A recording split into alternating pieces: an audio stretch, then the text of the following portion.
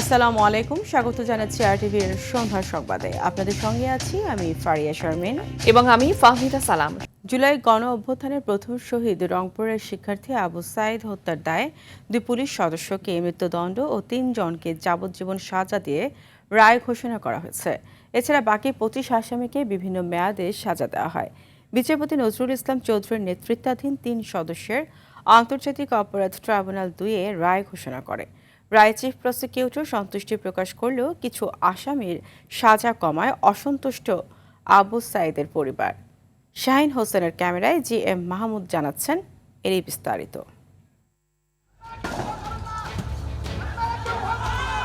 জুলাই বিপ্লবের শুরুতে কোটা ও বৈষম্য বিরোধী ছাত্র আন্দোলনের উত্তাল সময়ে 24-এর 16 জুলাই পুলিশের গুলিতে নিহত হন রংপুর বেগম রোকেয়া বিশ্ববিদ্যালয়ের শিক্ষার্থী আবু সাইদ। এই হত্যাকাণ্ডকে মেনে নিতে পারেনি দেশের ছাত্র সমাজ। সারা দেশে বিদ্যুতের গতিতে ছড়িয়ে পড়ে আন্দোলন। নিজেদের জীবন তুচ্ছ করে রুখে দাঁড়ায়। শহীদ আবু সাইদ হয়ে ওঠে গণ অভ্যুত্থানের প্রতীক। এ ঘটনার বিচারে 30 জনকে অভিযুক্ত করে মামলা হয় আন্তর্জাতিক অপরাধ ট্রাইব্যুনালে। দীর্ঘ সময় ধরে চলে সাক্ষ্য গ্রহণ, জেরা এবং যুক্তিতর্ক। শেষে রায় ঘোষণা করে ট্রাইব্যুনাল 2। রায়ে পুলিশের এএসআই আমির হোসেন ও কনস্টেবল সুজন চন্দ্র রায়কে মৃত্যুদণ্ড এবং আরিফুজ্জামান জীবন, রবিউল ইসলাম নয়ন ও বিভূতিভূষণ রায়কে যাবজ্জীবন কারাদণ্ড দেয় ট্রাইব্যুনাল। বাকি 25 জনকে বিভিন্ন মেয়াদে সাজা দেওয়া হয়। রায়ের প্রতিক্রিয়ায় কিছুটা সন্তুষ্টি প্রকাশ করেন চিফ প্রসিকিউটর। বলেন, অভিযোগ নিরঙ্কুশ প্রমাণিত হওয়ায় এমন রায় হয়েছে। তাদের ভূমিকা অনুযায়ী সেই সাজাগুলো হয়েছে বলে মনে হয়। তবে তারপরেও আমরা পূর্ণাঙ্গ জাজমেন্ট পাওয়ার পরে যেসব চার্জ থেকে তাদেরকে অব্যাহতি দেওয়া হয়েছে সেইগুলোর বিরুদ্ধে আমরা আপিল করার সুযোগ থাকলে সেটা সিদ্ধান্ত নিব। তবে ট্রাইব্যুনালে উপস্থিত আবু সাইদের পরিবারের সদস্যদের অভিযোগ, কিছু আসামির ক্ষেত্রে সাজা কম হয়েছে। পুলিশের যারা রংপুরে ঊর্ধ্বতম কর্মকর্তা তাদের সাজা কম হয়েছে। এই ক্ষেত্রে আমাদের অসন্তুষ্টি আছে, অবশ্যই আমরা এটা আপিল করব। এদিকে রংপুরেও সংবাদ সম্মেলন করে অসন্তোষ জানিয়েছে শহীদ আবু সাইদের পরিবার। এখন আমার ছেলের ঘেরের সাথে পরামর্শ করে বা আইনজীবীর ঘেরের সাথে পরামর্শ করে কি করা যাবে সেটা এখন পরে সিদ্ধান্ত করুন। অন্যদিকে রায়ে সংক্ষুব্ধ হয়ে আসামি পক্ষের আইনজীবীরা জানান, পূর্ণাঙ্গ রায় বিশ্লেষণ করে আপিল করা হবে। পুঙ্খানুপুঙ্খ বিশ্লেষণ করে মহামান্য আপিল বিভাগে দায়ের করে আপিল শুনানি অন্তে খালাস পাবো বলে দৃঢ়ভাবে বিশ্বাস করি। বৈষম্য বিরোধী ছাত্র আন্দোলন থেকে গণ অভ্যুত্থান, পুরো পথ পরিক্রমায় আবু সাইদের মৃত্যু জুগিয়েছিল প্রেরণা, হয়ে উঠেছিল আন্দোলনের প্রতীক। এ হত্যাকাণ্ডের বিচারের রায় শুধু ঘোষণাতেই সীমাবদ্ধ নয়, কার্যকরের মাধ্যমে ভবিষ্যতের দৃষ্টান্ত হবে, এমনটাই প্রত্যাশা সবার। জি এম মাহমুদ, আন্তর্জাতিক অপরাধ ট্রাইব্যুনাল, ঢাকা। ইনকিলাব মঞ্চের আহ্বায়ক শরীফ ওসমান হাদি হত্যা মামলার প্রধান আসামি ফয়সাল করিমকে অস্ত্র মামলায় 10 বছরের সশ্রম কারাদণ্ড দিয়ে রায় ঘোষণা করেছেন ঢাকার একটি আদালত। দুপুরে ঢাকার 18তম অতিরিক্ত মহানগর দায়রা জজ মাহমুদুল মোহসিনের আদালত এই রায় ঘোষণা করেন। আসামি ফয়সাল পলাতক থাকায় তার বিরুদ্ধে সাজা সহ গ্রেফতারি পরোয়ানা জারি করেন বিচারক। এর আগে গত 5 এপ্রিল রবিবার রাষ্ট্রপক্ষের যুক্তিতর্ক উপস্থাপন শেষে এ মামলার রায় ঘোষণার দিন ধার্য করেন আদালত। এ মামলায় তদন্ত শেষে ফয়সাল করিমকে অভিযুক্ত করে গত বছরের 28 মার্চ আদালতে চার্জশিট দেয় পুলিশ। বিচার চলাকালে 14 জন সাক্ষীর মধ্যে 13 জনের সাক্ষ্য গ্রহণ করেন আদালত।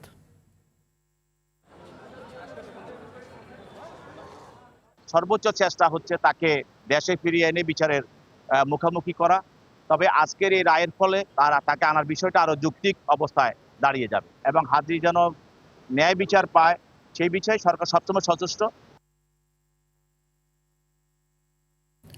জাতীয় সংসদের সাউন্ড সিস্টেম মেরামতে অনিয়ম দুর্নীতির অভিযোগে অনুসন্ধানে নেমেছে দুদক। বিকেলে দুদকের প্রধান কার্যালয়ে আয়োজিত মিডিয়া ব্রিফিংয়ে এই তথ্য জানান দুদকের জনসংযোগ বিভাগের উপপরিচালক মোহাম্মদ আখতারুল ইসলাম। ব্রিফিংয়ে দুদকের উপপরিচালক জানান, আওয়ামী লীগের আমলে স্থাপিত সাউন্ড সিস্টেমে অনিয়ম ও অন্তর্বর্তীকালীন সরকারের সময় সংস্কারে অনিয়ম খতিয়ে দেখতে গত ফেব্রুয়ারিতে অনুসন্ধানে নামে দুদক। এতে মেরামতকারী প্রতিষ্ঠান কমিউনিকেশন টেকনোলজি লিমিটেডের সিইও জাহিদুর রহমান জোয়ারদার সহ সংশ্লিষ্টদের বিরুদ্ধে শত শত কোটি টাকা আত্মসাৎ ও বিদেশে অর্থ পাচারের অভিযোগ আনা হয়েছে। ত্রয়োদশ জাতীয় সংসদের প্রথম দিন থেকে সাউন্ড সিস্টেমের ত্রুটি নিয়ে খোদ স্পিকার ও সংসদ সদস্যদের ক্ষোভের বিষয়টি আলোচনায় আসে। মন্ত্রী জাহিদ মালিকের আত্মীয়। তার নাম Jahidur Rahim Joardar, CEO communication technology limited. তারা মূলত আসলে 2018 সালে প্রথম যখন এই সাউন্ড সিস্টেমটা স্থাপন করা হয় তখন তারা কাজ করেছিলেন। আর 2024-25-এ এসে ওনারা এখন পর্যন্ত রক্ষণাবেক্ষণের দায়িত্বে ছিল, 24-25-এ রক্ষণাবেক্ষণের দায়িত্বে ছিলেন এবং সংস্কার কাজটাও তারাই করেছেন। ত্রয়োদশ জাতীয় সংসদের শেরপুর 3 আসনের নির্বাচন ও বগুড়া 6 আসনের উপনির্বাচনের ভোট গ্রহণ শেষে চলছে গণনা। সকাল 7:30 থেকে বিরতিহীনভাবে বিকেল 4:30 পর্যন্ত চলে ভোট গ্রহণ। তবে ভোট গ্রহণে কারচুপি, জাল ভোট, বল প্রয়োগ, এজেন্টদের বের করে দেওয়ার অভিযোগ এনে নির্বাচন বর্জন করেছেন শেরপুর 3 আসনে জামাতের প্রার্থী মোহাম্মদ মাসুদুর রহমান। বেলা 3:15টায় শ্রীবর্দী উপজেলার জামাত কার্যালয়ে এক সংবাদ সম্মেলনে তিনি ভোট বর্জনের ঘোষণা দেন। অন্যদিকে বগুড়া 6 আসনে বিএনপির রেজাউল করিম বাদশাহ, জামাতের মোহাম্মদ আবিদুর রহমান ও বিডিপির আল আমিন তালুকদার প্রতিদ্বন্দ্বিতা করছেন।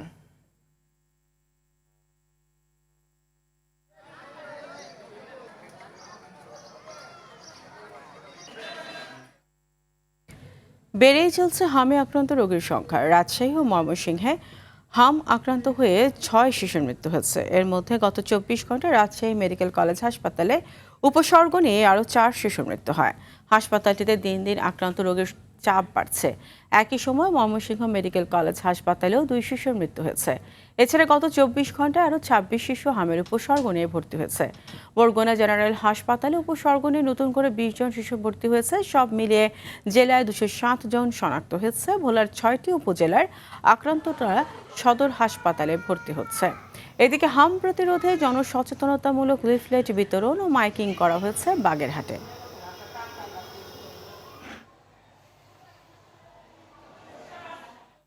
করোনা যা ছিল নির্মম মৃত্যুর অদৃশ্য ঘাতক, ভয়াবহ বৈশ্বিক বিপর্যয়, সেই ভয়াবহ সংকটের মধ্যেও স্বাস্থ্য খাতে উঠে হরিলুটের অভিযোগ।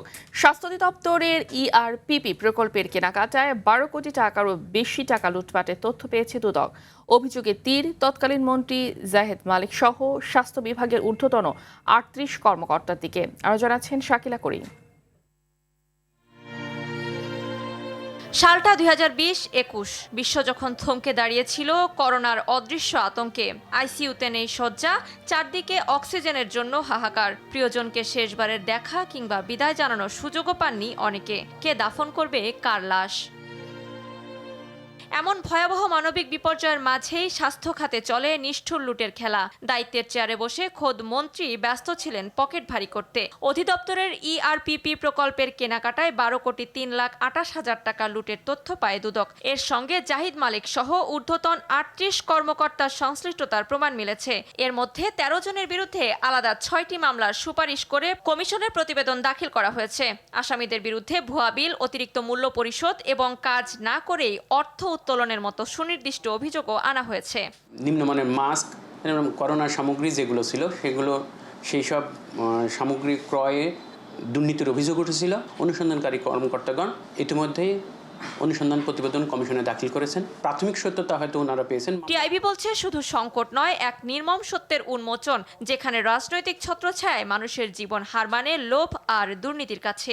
অবশ্যই এটা চূড়ান্ত নৈতিক অবক্ষয়, কিন্তু তার চেয়ে বিষয় হলো যে ওই যে ক্ষমতাকে নিজের ব্যক্তিগত স্বার্থে ব্যবহারের যে চর্চা, সেটি হচ্ছে অন্যতম কারণ। সেই তার মধ্যে রাজনৈতিক উপাদান। আপনি দেখুন, এমন একটা অবস্থা সৃষ্টি হয়েছিল যে যারা শুধু স্বাস্থ্যমন্ত্রী বা তার যে দর্শকরা জড়িত তা কিন্তু ছিল না। রাষ্ট্র কাঠামোতে সবচেয়ে ক্ষমতাধর ব্যক্তি, যিনি প্রধানমন্ত্রীর পরে দ্বিতীয় ক্ষমতাবান বলে মনে করা হয়, তিনি কিন্তু আমাদের যে কোভিডের জন্য যে প্রতিরোধক, সেটিকে ক্রয় প্রক্রিয়ার সাথে ক্রয় প্রক্রিয়াটাকে জিম্মি করে তিনি তার প্রতিষ্ঠানের জন্য সুবিধা অর্জন করেছেন। 2020 সালের এপ্রিলে কোভিড-19 মোকাবেলায় বিশ্ব ব্যাংক ও বাংলাদেশ যৌথভাবে $60 কোটি একটি চুক্তি করে। এর পাশাপাশি এশীয় অবকাঠামো বিনিয়োগ ব্যাংক থেকেও অতিরিক্ত $10 কোটি সহায়তা পাওয়া যায়, যা দিয়ে মাস্ক, পিপিই, হাসপাতালের সরঞ্জাম, সচেতনতামূলক বিজ্ঞাপন ও অ্যাপ নির্মাণে ব্যয় করার কথা ছিল। অথচ ঠিকাদারি কাজে তৎকালীন স্বাস্থ্য অধিদপ্তরের পরিচালক ও পিডি ডাক্তার ইকবাল কবির পদে পদে অনিয়ম করেন বলে অভিযোগ ওঠে। কাজ পাওয়া 6টি প্রতিষ্ঠানের বিরুদ্ধেও অনিয়মের প্রমাণ পায় বিশ্ব ব্যাংকের তদন্ত দল। শাকিলা করিম, RTV, ঢাকা। দেশজুড়ে জ্বালানি তেলের সংকটের মধ্যেই চলছে অবৈধ মজুত। অভিযানেও বন্ধ হচ্ছে না মজুতদারি। হাতিয়ার তেল না পেয়ে প্রায় ২০ দিন ধরে বন্ধ রাখা হয়েছে শতাধিক স্পিডবোট। এদিকে আগামী ২ মাসে অকটেন ও পেট্রোলের কোনো সংকট নেই, হবে না বলেও জানিয়েছেন জ্বালানি ও খনিজ সম্পদ বিভাগের যুগ্ম সচিব মনির হোসেন চৌধুরী। মজুতদারদের বিরুদ্ধে অভিযান চলছে এবং তা অব্যাহত থাকবে বলেও জানান তিনি। আরও জানাচ্ছেন শামীম চৌধুরী। নানা কারণে জ্বালানি সংকটের কাটছে না অস্থিরতা। হাতিয়ায় তেল না পেয়ে প্রায় ২০ দিন ধরে বন্ধ রাখা হয়েছে শতাধিক স্পিডবোট। এর মাঝেই দ্বীপটিতে অভিযান চালিয়ে প্রায় ৩ লাখ টাকা মূল্যের ৩,০০০ লিটার অবৈধ জ্বালানি তেল জব্দ করেছে কোস্টগার্ড। তেলের সংকটের কারণে আমার নিজের ফ্যামিলিও এখন চালাতে কষ্ট হয়ে যাচ্ছে। সবগুলো স্পিডবোট বন্ধ, তেলের সংকট। অ্যাক্সিডেন্টের রুগীগুলা ইমার্জেন্সি আমাদের সদরে ট্রান্সফার করা লাগে, ওই রুগীগুলা নেওয়ার মতোই কোনো ব্যবস্থা নাই। সরকারের উদ্যোগে আশ্বস্ত হতে পারছেন না নরসিংদীর ভোক্তারা। এ জেলায় প্রায় বন্ধ মোটর বাইক বেচাকেনা ও গ্যারেজের কাজ। বাইকাররা তেল পাইতেছে না, তেল না পাওয়ার কারণে আমাদের গ্যারেজগুলোতে একবারে কাজ নাই বলে। মেহেরপুরের ফিলিং স্টেশনগুলোতে উপেক্ষিত হচ্ছে কৃষকের স্বার্থ। ইটভাটা ও যানবাহন মালিকরা প্রভাব খাটিয়ে ডিজেল নিয়ে যাচ্ছে বলে অভিযোগ এ জেলার কৃষকদের। গাড়ি আসে সকাল থেকে, আমাদের তেল দিছে না, ওই খালি উধারে দিছে গাড়িওয়ালাদের। আর ট্রাক্টর ফাক্টরে সব দিলে বড় বড় গাড়িতে দিছে, কিন্তু আমাদের চাষিকে একশো দিছে না। প্রভাবশালী ও সরকারি পরিচয়ে অনেকে অতিরিক্ত তেল নিয়ে যাচ্ছেন বলে অভিযোগ নওগাঁর গাড়ি চালকদের। এরপর থেকে তেল পাইনি, এই আজকে তেল পেলাম, তো আবার 3 ঘন্টা লাইন ধরে থাকার পরে। নেত্রকোনা, কুড়িগ্রাম ও পাবনার ঈশ্বরদীতে রোদ বৃষ্টি উপেক্ষা করে তেলের জন্য এক পাম্প থেকে অন্য পাম্পে ছুটছেন মোটরসাইকেল আরোহীরা। এদিকে দেশে জ্বালানি তেলের সংকট নেই জানিয়ে গত কয়েকদিনে জব্দ করা অবৈধ তেলের মজুতের পরিমাণের কথা সচিবালয়ে সংবাদ সম্মেলনে তুলে ধরেন জ্বালানি ও খনিজ সম্পদ বিভাগের যুগ্ম সচিব। ডিজেলে আজকে দিনে আমাদের মজুদ আছে ১,৪৩,১৪৩ মেট্রিক টন। অকটেন মজুদ আছে আমাদের ৯,৫৬৯ মেট্রিক টন। পেট্রোল মজুদ আছে ১৬,৮১২ মেট্রিক টন। আমরা অভিযান পরিচালনা করেছি ৩৬১টি, মামলার সংখ্যা ১৯২, অর্থদণ্ড দেওয়া হয়েছে ৫,৭৯,০৫০ টাকা এবং কারাদণ্ড দেওয়া হয়েছে 2 জনকে। মজুতদারদের বিরুদ্ধে অভিযান চলছে এবং তা অব্যাহত থাকবে জানিয়ে জ্বালানি যুগ্ম সচিব বলেন, ভোক্তা পর্যায়ে এলপিজির দাম বেশি নেওয়া হচ্ছে এমন তথ্য প্রমাণ পেলে ব্যবস্থা নেওয়া হবে। শামীম চৌধুরী, RTV, ঢাকা। দেশে আমলাতান্ত্রিক জটিলতার কারণে নবায়নযোগ্য জ্বালানি উৎপাদনে পিছিয়ে পড়েছে শিল্প প্রতিষ্ঠানগুলো। সোলার সহ ব্যাটারি আমদানিতে প্রায় 40% শুল্ক আরোপ করায় বিশ্বের অন্যান্য দেশগুলোর থেকে পিছিয়ে পড়েছে দেশ, যার প্রভাব পড়েছে উৎপাদনকারী শিল্প, কৃষি থেকে শুরু করে সর্বস্তরে। ফলে দেশি প্রবৃদ্ধি 1% কমে যাবে বলে শঙ্কা প্রকাশ করেছেন ব্যবসায়ীদের সংগঠন DCCI আয়োজিত গোলটেবিল বৈঠকের আলোচকরা। বৈঠকে দেশে জ্বালানি মজুদের সক্ষমতা বৃদ্ধি, নবায়নযোগ্য জ্বালানি ব্যবহারে সরকারের সহায়তা ও নতুন গ্যাস ক্ষেত্র অনুসন্ধানের উপর জোর দেন তারা।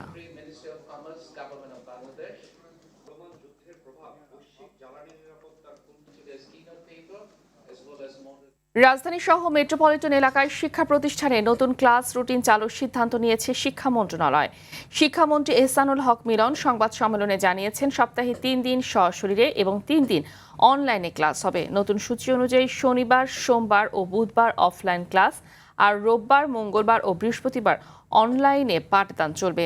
আগামী সোমবার থেকে পরীক্ষামূলকভাবে এই সিদ্ধান্ত কার্যকর হবে। বিশেষ করে যেসব প্রতিষ্ঠানে শিক্ষার্থীর সংখ্যা বেশি, সেখানে শিক্ষকদের বিদ্যালয়ে উপস্থিত থেকে অনলাইন ক্লাস নেওয়ার নির্দেশনা দেওয়া হয়েছে। পাশাপাশি ইন্টারনেট সহ প্রয়োজনীয় সুবিধা নিশ্চিত করার উদ্যোগ নেওয়া হচ্ছে। তবে এই পদ্ধতি সারা দেশে নয়, শুধুমাত্র মহানগর এলাকাতেই সীমাবদ্ধ থাকবে বলে জানিয়েছে। শনি, সোম, বুধ, প্র্যাকটিক্যালি স্পিকিং আমরা 3 দিন ওদেরকে সপ্তাহে নিয়ে আসছি ক্লাসে, বাকি 3 দিন আমরা বাড়িতে বসে বসাচ্ছি। এইটা আমরা দেখছি তারা কতটা ডিজিটালি অ্যাকোয়েন্টেড হয়, অ্যাট দ্য সেম টাইম আমরা কতটা relief pi. So do all. কিন্তু এখানে শিক্ষকরা ক্লাসে এসেই তাদেরকে পড়াবেন। মধ্যপ্রাচ্য থেকে কাজ হারিয়ে দেশে ফেরা প্রবাসীদের কর্মসংস্থানের ব্যবস্থা নেবে সরকার, জানিয়েছেন পররাষ্ট্র প্রতিমন্ত্রী শামা ওবায়েদ। সকালে হযরত শাহজালাল আন্তর্জাতিক বিমানবন্দরে মধ্যপ্রাচ্যের যুদ্ধে নিহত বাংলাদেশি শাহ আলমের মরদেহ পরিবারের কাছে হস্তান্তর শেষে তিনি এই কথা বলেন। প্রতিমন্ত্রী বলেন, মধ্যপ্রাচ্যে আটকে পড়া বাংলাদেশিদের সরকারি খরচে দেশে ফিরিয়ে আনা হবে। এ নিয়ে নিহত 7 বাংলাদেশের মধ্যে 5 জনের মরদেহ বাংলাদেশে আনা হয়েছে। নিহতদের পরিবারকে দাফন কাজের জন্য 35,000 টাকা করে দেওয়া হয়। ভবিষ্যতে সব ধরনের সহায়তার কথা জানান পররাষ্ট্র প্রতিমন্ত্রী ও প্রবাসী কল্যাণ মন্ত্রণালয়ের কর্মকর্তারা।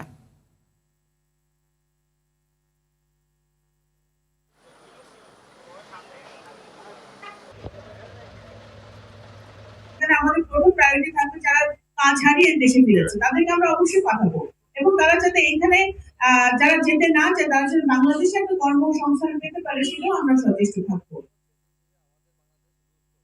ঢাকা মেডিকেল কলেজ হাসপাতালে জরুরি বিভাগে হামলার প্রতিবাদে 24 ঘন্টা কর্মবিরতি পালন করছেন ইন্টার্ন ও ট্রেনি চিকিৎসকরা।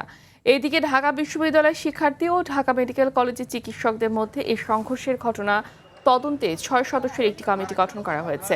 কমিটিকে আগামী 48 ঘন্টার মধ্যে প্রতিবেদন জমা দিতে বলা হয়েছে। কমিটির প্রধান করা হয়েছে ঢাকা বিশ্ববিদ্যালয়ের চিকিৎসা অনুষদের ডিন অধ্যাপক ডাক্তার নাদিম আহমেদকে। বুধবার বিকেল 5:30টায় ঢাকা বিশ্ববিদ্যালয়ের এক শিক্ষার্থী জরুরি বিভাগে চিকিৎসা নেওয়ার পর চিকিৎসকের দেয়া ওষুধ বাইরে না পাওয়াকে কেন্দ্র করে তর্ক বিতর্কের জেরে সংঘর্ষের ঘটনা ঘটে। ফুটপাতে অবৈধ দখল মুক্ত করতে অভিযান চালিয়েছে ঢাকা উত্তর সিটি কর্পোরেশন। দুপুরে রাজধানীর মহাখালীতে অঞ্চল 3-এ নির্বাহী ম্যাজিস্ট্রেট জুলকার নায়ান এই সময় গুলশান 1 থেকে মহাখালী পর্যন্ত ফুটপাতে থাকা আধা কাঁচা ভ্রাম্যমাণ দোকান বুলডোজার দিয়ে ঘুরিয়ে দেওয়া হয়। প্রতিদিন এমন অভিযান পরিচালিত হবে বলে জানান নির্বাহী ম্যাজিস্ট্রেট। উচ্ছেদের পর আবারও ফুটপাত দখলের চেষ্টা হলে জেল জরিমানা সহ আরও কঠোর ব্যবস্থা নেওয়া হবে বলে জানান। প্রধানমন্ত্রী ও সিটি কর্পোরেশন প্রশাসকের নির্দেশ, রাজধানীতে শৃঙ্খলা ফেরাতে এমন অভিযান চলমান রাখার ঘোষণাও দেন তিনি। আমরা বিভিন্ন এলাকায় বিভিন্ন রাস্তাঘাট ফুটপাত আমরা চিহ্নিত করে সেসব জায়গায় যারা অবৈধভাবে দোকানপাট তৈরি করে স্থায়ীভাবে বসবাস করছে তাদের আমরা একজনকেও আমরা এই সমস্ত ফুটপাত থাকতে দেবো না। এবারে বৈশাখী নামে নয়, পার্বত্য চট্টগ্রামে বিভিন্ন সম্প্রদায়ের প্রধান সামাজিক উৎসব তাদের নিজ নিজ নামে উদযাপন করা হবে। সকালে পার্বত্য চট্টগ্রাম বিষয়ক মন্ত্রণালয় ব্রিফিংয়ে এ তথ্য জানিয়েছে পার্বত্য চট্টগ্রাম বিষয়ক মন্ত্রী দীপেন দেওয়ান। মন্ত্রী বলেন, বৈশাখী নামটিতে শুধু 3টা সম্প্রদায়ের প্রতিনিধিত্ব ছিল, যে কারণে এবার সেটি বাদ দিয়ে বিজু, বৈশু, সাংগ্রাই, বিশু, চাংলাং, চক্রান নামে 12 এপ্রিল থেকে উৎসব পালন শুরু হবে। সকালে র্যালির মাধ্যমে কর্মসূচি উদ্বোধন হবেন। দীপন দেওয়ান জানান, স্বকীয় কৃষ্টি সংস্কৃতি রক্ষার নির্দেশ দিয়েছেন প্রধানমন্ত্রী তারেক রহমান। সব জনগোষ্ঠীকে নিয়ে এগিয়ে যাওয়াই লক্ষ্য, এখানে কোনো বৈষম্য থাকবে না।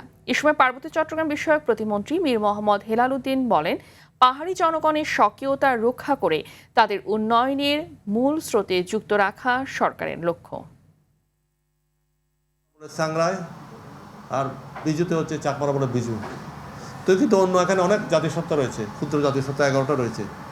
ওনাদের প্রতি তাচ্ছিল্য করে যে আমি এটা বলবো বিগত সরকারগুলো, সে কারণে আমাদের মাননীয় প্রধানমন্ত্রী এটা উপলব্ধি করেছেন বাংলাদেশি জাতীয়তা ভিত্তিতে যে যে সম্প্রদায় রয়েছে ক্ষুদ্র ক্ষুদ্র 2000 জনগোষ্ঠীও সব সম্প্রদায়ের নাম নিয়ে হবে ওনারা যেটা পালন করেন। অন্তর্বর্তী সরকারের টেলিকম নীতিমালা পুনর্মূল্যায়ন এবং গণমাধ্যম ও সাংবাদিক সংশ্লিষ্ট নির্বাচনী প্রতিশ্রুতি বাস্তবায়নে সরকার কাজ করছে বলে জানিয়েছেন তথ্য ও সম্প্রচার মন্ত্রী জহিরুদ্দিন স্বপন। আর নাগরিক প্ল্যাটফর্মের আহ্বায়ক ডক্টর দেবপ্রিয় ভট্টাচার্য বলেন, রাজনৈতিক সক্ষমতা না থাকা ও আমলাতান্ত্রিক নিয়ন্ত্রণ করতে না পারায় সংস্কারে সফল হয়নি অন্তর্বর্তী সরকার। তৌহিদুর রহমানের রিপোর্ট। বাংলাদেশ রিফর্ম ট্র্যাকার ও গণমাধ্যমের প্রাসঙ্গিকতা নিয়ে নাগরিক প্ল্যাটফর্ম ও ইআরএফ আয়োজিত সেমিনার। ইআরএফ মিলনায়তনের সভায় আলোচকরা অর্থনীতিকে গতিশীল রাখতে সংস্কারের প্রয়োজনীয়তা রয়েছে বলে মনে করেন। বলেন, অন্তর্বর্তী সরকারের ব্যর্থতার কারণে নির্বাচিত সরকারের কাছে সংস্কারের প্রত্যাশা বেড়েছে। সংস্কার হলো একটি অর্থনীতিকে গতিশীল রাখার জন্য এবং একটা ক্রমবর্ধমান উত্তরণে যেতে হলে বা প্রবৃত্তিতে যেতে হলে এটা একটা প্রয়োজনীয় অব্যাহত বিষয়। বিগত সরকারের কিন্তু এই শক্তিটা ছিল না, আমি অন্তর্বর্তীকালীন সরকারের বলছি যে রাজনৈতিক শক্তির ভিত্তিতে যে বৈধতা নিয়ে তারা এটাকে মোকাবেলা করবে। বর্তমান সরকারে সেটা আছে। বর্তমান সরকার নির্বাচিত হয়ে আসার ফলে তাদের এইটার জনমানুষের সমর্থন থাকার ফলে অনির্বাচিত আমলাদের ওনারা মোকাবেলা করতে পারবেন এই প্রত্যাশা আমাদের ভিতরে আছে। সরকার ডিজিটাল সিকিউরিটি অ্যাক্টের আধুনিকায়নে কাজ করছে জানিয়ে তথ্যমন্ত্রী বলেন, সংবাদপত্রের প্রচার সংখ্যা নিয়ে প্রতারণা চলছে। বিজ্ঞাপনের কোনো নীতিমালা এখন পর্যন্ত তৈরি হয়নি। তারপরে ধরেন সার্কুলেশনের সংখ্যা জানতে চাইলে পরে কেউই সত্য সঠিক বলতে পারছেন না, এবং খুব একটা অঘোষিতভাবে একটা সমষ্টিগতভাবে কিন্তু প্রতারণা চলছে। টেলিকম নীতিমালা সম্পর্কে আপনাদের নিশ্চয়ই স্মরণে আছে, আমাদের মাননীয় মহাসচিব তিনি একটা বক্তব্য রেখেছিলেন অন্তর্বর্তীকালীন সরকারের ওই সময়কার নীতিমালাটা প্রকাশ হওয়ার পরে। ওই আলোকেই বর্তমান টেলিকম মন্ত্রণালয় সংশ্লিষ্টরা কাজ করছেন। সংস্কার সহ সমাজ ও রাষ্ট্রের যে কোনো বিষয় নিয়ে গণমাধ্যম কর্মীদের সজাগ থাকার আহ্বান জানান সম্পাদক পরিষদের সভাপতি নুরুল কবির। চারপাশে যারা সংগ্রাম করে, চিন্তা করে, তৎপরতা আছে, সেগুলোকে বাস্তবায়ন করবার জন্য আপনার লিপ্ততার দরকার হয়। তৌহিদুর রহমান, RTV, ঢাকা। সুনামগঞ্জের দিরাইয়ে দুটি গ্রামে আলাদা সংঘর্ষে 2 জন নিহত হয়েছে, এ সময় আহত হয়েছে আরও 20 জন। বুধবার রাতে উপজেলার রাফিনগর ইউনিয়নের রাফিনগর ও সাদিপুর গ্রামে আলাদা সংঘর্ষে এসব হতাহতের ঘটনা ঘটে। নিহতরা হলেন রাফিনগর গ্রামের গিয়াসুদ্দিন ও সাদিপুর গ্রামের আহাদ নূর। পুলিশ জানায়, সাদিপুর গ্রামে ধান শুকানোর খরার উপর দিয়ে ট্রলি নিয়ে যাওয়ায় দুপক্ষের লোকজনের মধ্যে কথা কাটাকাটি ও সংঘর্ষ হয়। এতে আহাদ নূরের মৃত্যু হয়। একই সময়ে রাফিনগর গ্রামের রাজহাঁস খাওয়াকে কেন্দ্র করে 2 গ্রুপের সংঘর্ষে গিয়াসুদ্দিন নামে একজন নিহত হন। বিএনপি সরকার গঠনের পর থেকে দেশের ব্যবসা বাণিজ্যে বাড়ছে বিদেশি বিনিয়োগ। কৃষি ও পোল্ট্রি খাতে বিনিয়োগ বাড়াতে চায় ইন্দোনেশিয়া। বাণিজ্যমন্ত্রী খন্দকার আব্দুল মুক্তাদিরের সঙ্গে বৈঠকে দ্বিপাক্ষিক বাণিজ্য সম্পর্ক জোরদার, বিনিয়োগ বৃদ্ধি এবং অর্থনৈতিক উন্নয়নে পারস্পরিক সহযোগিতা বৃদ্ধির বিষয়ে বিস্তারিত আলোচনা করেন ইন্দোনেশিয়া ভিত্তিক প্রতিষ্ঠান জেফকা পিটিইর এক্সিকিউটিভ চেয়ারম্যান রেনালদো সান্তাসো। পরে বাণিজ্যমন্ত্রী জানান, এই ধরনের বিনিয়োগ বাংলাদেশের কৃষি ও পোল্ট্রি খাতকে আরও শক্তিশালী করবে এবং দেশের অর্থনৈতিক প্রবৃদ্ধিতে গুরুত্বপূর্ণ অবদান রাখবে।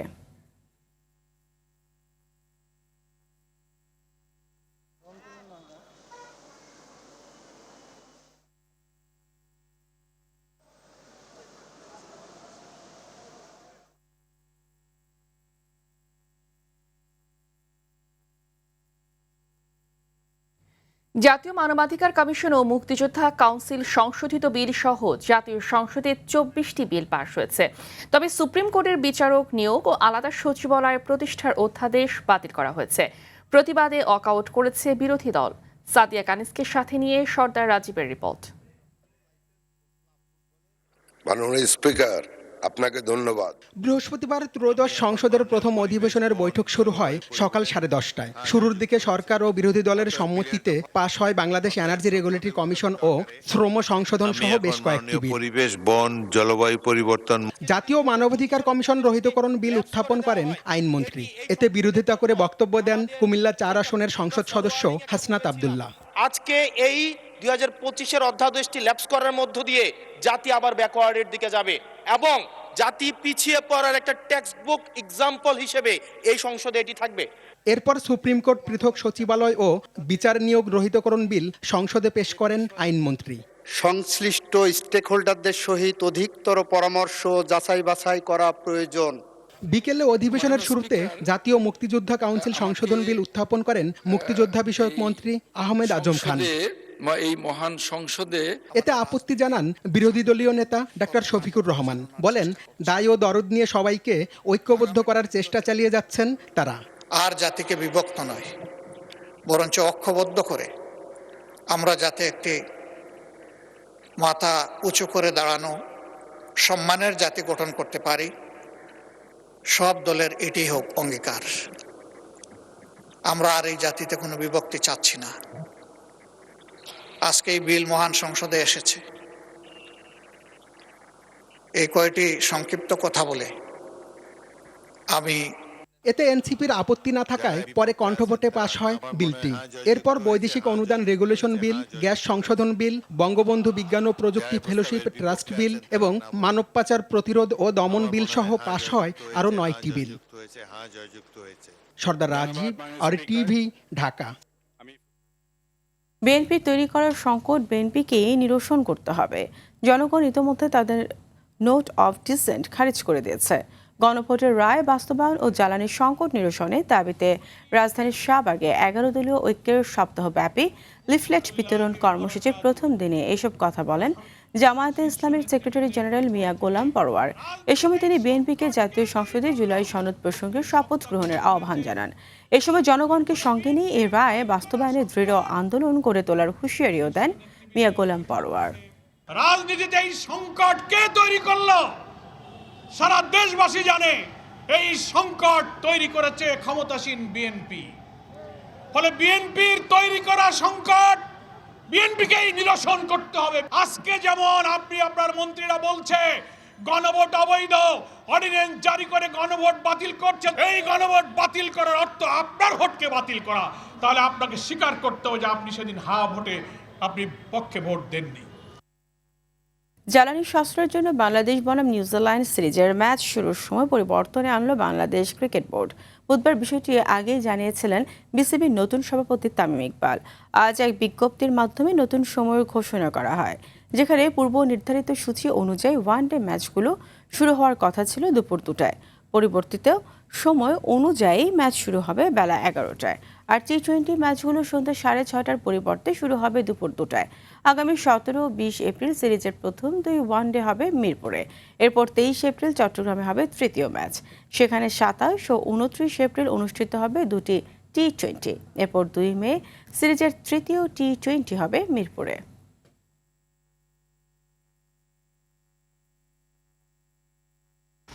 হংকংকে টাই ব্রেকারে 3-2 ব্যবধানে হারিয়ে এশিয়ান গেমসের টিকিট নিশ্চিত করল বাংলাদেশ হকি দল। ব্যাংককে এশিয়ান গেমসের বাছাই পর্বে 5ম থেকে 8ম স্থান নির্ধারণীতে আজ ম্যাচের নির্ধারিত সময়ে 4-4 গোলে সমতায় শেষ হয়।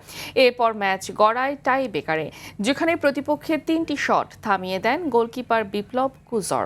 তাতেই জয় নিশ্চিত হয় লাল সবুজের প্রতিনিধিদের। এবারের আসরে 9 দলের বাছাই পর্বে শীর্ষ 6 দলই এশিয়ান গেমসে খেলার সুযোগ পাবে। এই জয় পাওয়ায় অন্তত 6ষ্ঠ স্থান নিশ্চিত করেছে আমিনুলদের।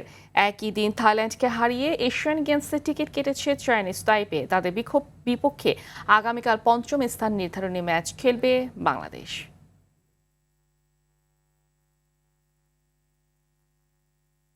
জাতীয় ফুটবল দলের কোচ নিয়োগে হামজা চৌধুরীর সহযোগিতা নিতে পারে ফেডারেশন। সেক্ষেত্রে ভালো ও অভিজ্ঞ কোচ পাওয়ার সম্ভাবনা বেশি। সেই সঙ্গে জাতীয় দলের জন্য ক্লাব ফুটবলে সমৃদ্ধ অভিজ্ঞতা সম্পন্ন হাই প্রোফাইল কোচ নিয়োগের বিকল্প নেই বলে মনে করেন সাবেক ফুটবলাররা। কোচকে অবশ্যই মাঠে খেলার ব্যবস্থাপনায় দক্ষ হতে হবে বলেও মনে করেন সংশ্লিষ্টরা। বিস্তারিত মাহফুজুল ইসলামের রিপোর্টে। দেশ স্বাধীনের পর ৬৮তম কোচের খোঁজে বাফুফের এই নিয়োগ বিজ্ঞপ্তি, যেখানে জোর দেওয়া হয়েছে উয়েফা প্রো লাইসেন্স ও ক্লাব ফুটবলের অভিজ্ঞতাকে। ফিফা র্যাঙ্কিংয়ের ১৮১ নম্বর দলের জন্য হাই প্রোফাইল ও অভিজ্ঞ কোচের সন্ধান পাওয়া কিছুটা জটিল। অন্তত কাবরেরা বা অ্যান্ড্রু অর্ডের মতো জাতীয় দলের ডাগআউট অতীতে সামলানোর অভিজ্ঞতাহীন কাউকে আর দেখতে চাইবে না সবাই। হেড কোচ যে থাকে সে কিন্তু শুধু থিঙ্কিংই করে, কিভাবে পরিকল্পনা করে, কিভাবে কারে কোথায় খেলানো যাবে, এগুলো নিয়ে কিন্তু একটা হেড কোচের পরিকল্পনা থাকা উচিত। আমি মনে হয় যে এখানে আমার ওরকম একটা মানে উন্নতমানের একটা কোচ আনা উচিত। প্লেয়ারদের ম্যানেজমেন্ট পাওয়ারটা আসলে কোচের ওই লেভেলে আছে কিনা, সো ওই জায়গা থেকে আসলে হিসাব করে আপনাকে একজন কোচ নিয়োগ দিতে হবে, যে কোচ আসলে দলকে ঠিকঠাকভাবে পরিচালনা করতে পারবে। কারণ আমি কিছু প্লেয়ারের সাথে আমার মনে হচ্ছে যে কোচের একটা দূরত্ব তৈরি হয়েছে যায়।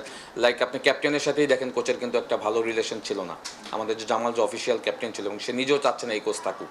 ভালো মানের কোচ খুঁজতে হামজা চৌধুরীর পরামর্শ, সহযোগিতা নেওয়ার পরামর্শ সাবেক ফুটবলারদের। কিছু কোচ এখানে আসলে এক্সপিরিয়েন্স গেইন করার জন্য আসে। ইটস যেমন কাবরের কথাই যদি বলি, তার কোনো এক্সপিরিয়েন্স ছিল না, সে এখানে এসে কিন্তু কোচিং করিয়ে কিন্তু বিশাল একটা এক্সপিরিয়েন্স নিয়ে গেছে। এখন হয়তো তার চাকরি পেতে সুবিধা হবে। আমাদের এমন একজন কোচ চুজ করা উচিত যার ভালো ক্লাব কোচিংয়ের ক্যারিয়ারও থাকতে পারে বা ইন্টারন্যাশনালি থাকতে পারে। হতে পারে হামজা তার হয়তো হামজার সহযোগিতাও নিতে পারেন আপনি কোচিং সিলেক্টের জায়গা থেকে, কোচ সিলেক্টের জায়গা থেকে, because he is very experience. তার নলেজে হয়তো অনেক কোচ থাকতে পারে এবং সে সুপারিশ করলে হয়তো অনেক কোচ এখানে অনেক সহজেই কোচিং করাতে পারে। কোচ নিয়োগ দেওয়ার পরে আমরা লিগের সমস্ত খেলাগুলো দেখব, প্রতিটা ভেন্যুতে যাবে খেলা দেখবো, ওইখান থেকে প্লেয়ার বাছাই করে যদি একটা ন্যাশনাল টিম করা যায়। এশিয়ায় কাজ করার অভিজ্ঞতা সম্পন্ন ইউরোপিয়ান কোচ আনার পরামর্শ সাবেক এই ফুটবলারদের। আমার কাছে একটু গ্যাপ মনে হয়েছে ওনার কাছে। মাহফুজুল ইসলাম, RTV, ঢাকা। সন্ধ্যার সংবাদ এই পর্যন্তই। রাতের সংবাদ 11:15 দেখার আমন্ত্রণ রইল। ধন্যবাদ সবাইকে।